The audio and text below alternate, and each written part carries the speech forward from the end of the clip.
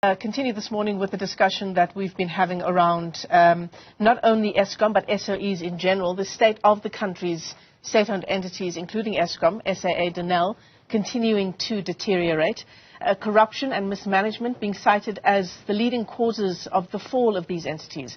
Let's bring in independent analyst Rutendo Matinyarare, who believes that South Africa can learn lessons from neighboring Zimbabwe insofar as SOEs here in the country are concerned.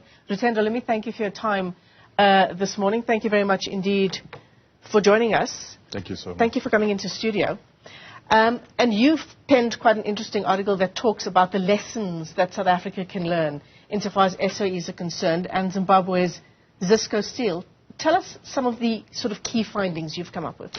Right. Thank you so much for the opportunity. You know, for me, what I've realized is that many people in Africa don't yet understand how the world works.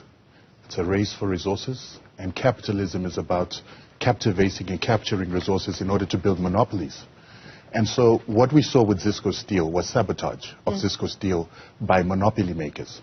And these monopoly makers were companies like Anglo America, ISCO of South Africa, Lancaster Steel, and Woest Alpine, that was manufacturing the machines that were used in smelting iron and steel in Zimbabwe. Now, Zisco Steel is in many ways very similar to Eskom.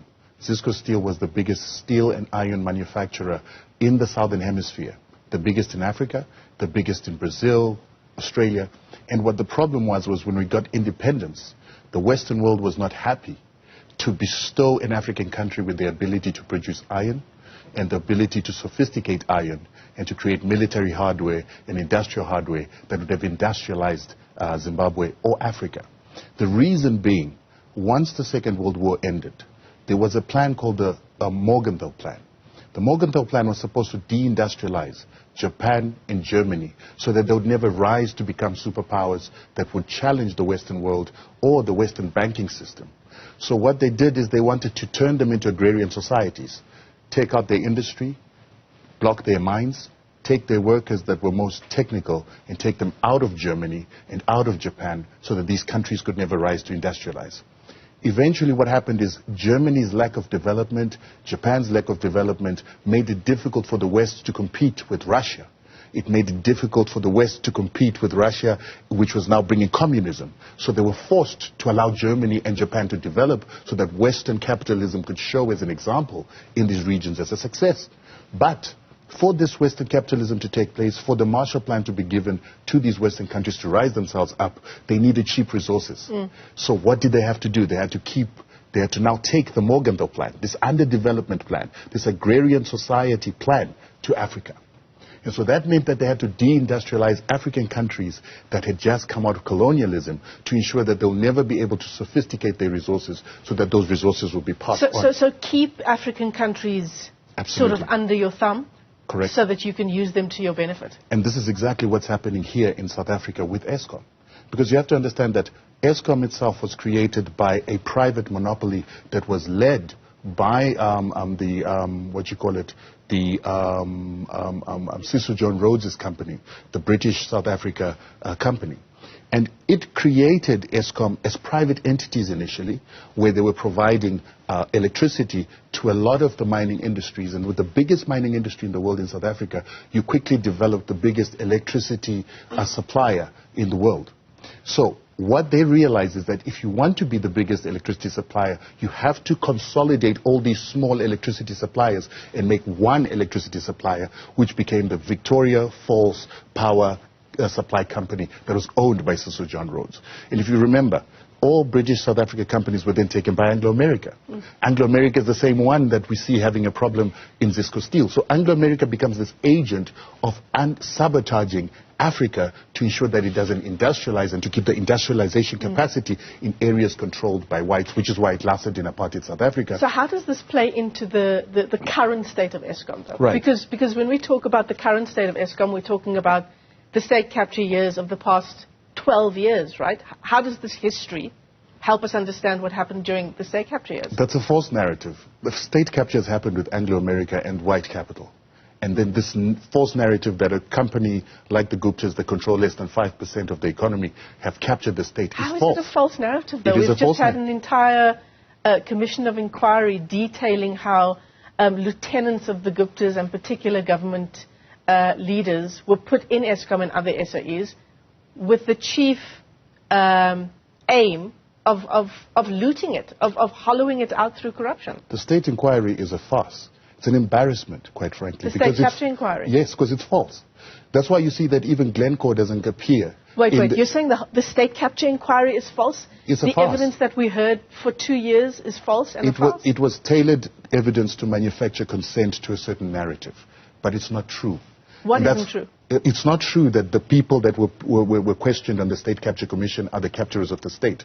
You have a situation where Anglo America controlled 60% of this economy, followed by the Ruperts, who controlled another 20%, and so forth and so on. How is it that people that have less than 5% of the economy captured the economy?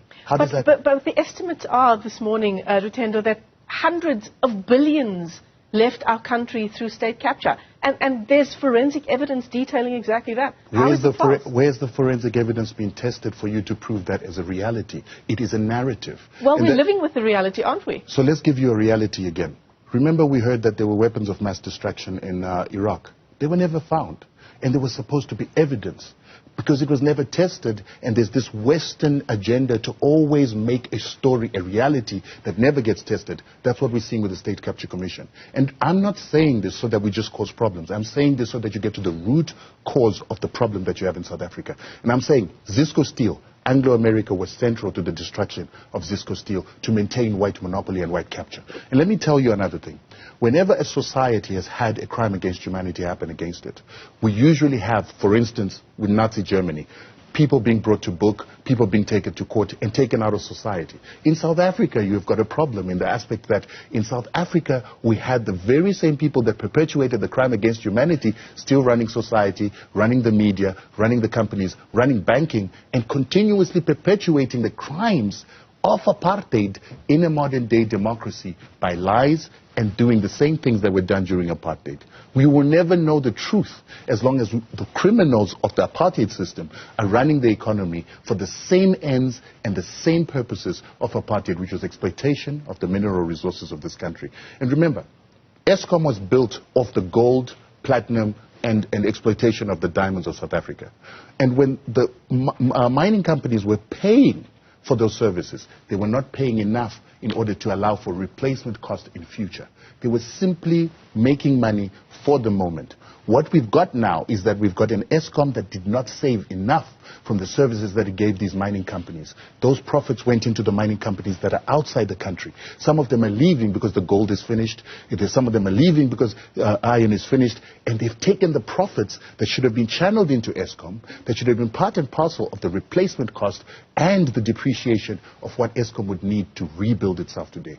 And the bankers have also sabotaged you in the aspect that the moment we get to 2017, you see a company called Future Growth that belongs to Old Mutual saying that we'll no longer give loans to SOEs, particularly Eskom.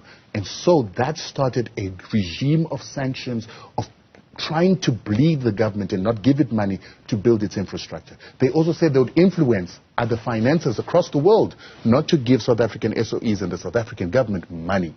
That is a regime change agenda. And that is an agenda to deindustrialize South Africa, as I've been saying with the Morgenthau plan. I have to interrupt you there, Rutendo. I'm trying to understand how you can erase 12 years of state capture by just dismissing it as a farce. Who exactly would be orchestrating this farce? And are you going to reply and say the West? Well, it's interesting. How can we not erase 12 years if we've erased 135 years of state capture by Anglo America and the companies that were formed out of the Cicero Don't forget that companies? 20 years ago, Eskom was an incredibly successful company. No, it wasn't. It was. We had electricity. Our maintenance program was on track. We had profitability. We were exporting our excess power outside of the country as well. You were doing that while 70% of South Africa didn't have electricity. Many people were living in darkness in a country that was producing what you call... I said 20 years ago, not yes, 27. I'm talking about 20 years ago. 20 years ago, you did not have electricity for everybody. you actually had 70% of your people without electricity. Yeah. They were excluded. And the labor of these people, the pittance that they were being paid in mines and the jobs that they were working where they were paid 10% of what